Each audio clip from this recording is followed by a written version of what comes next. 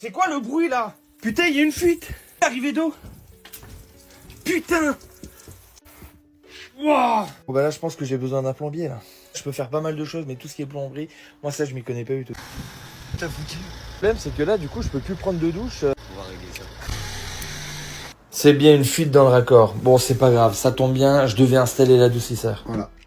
On passe par l'arrivée d'eau. On va passer juste par un filtre quand même pour pré-filtrer l'adoucisseur. Il faut faire un entretien sur l'adoucisseur une fois par an Ça c'est clair. pour faire attention au TH. Pour faire le contrôle, pour être sûr de ne pas avoir une eau acide ni calcaire.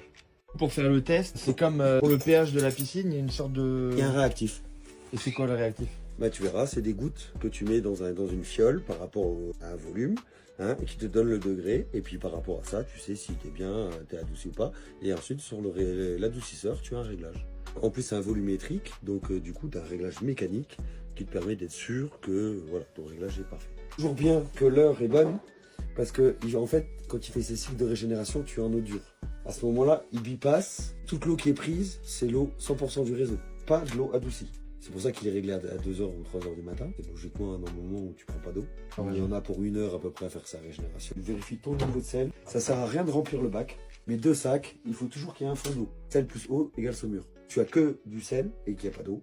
Tu ne devras jamais à pomper justement cette saumure Ok. et l'injecter dans les résines. Ma poule était tranquille pendant 20 ans avec ça.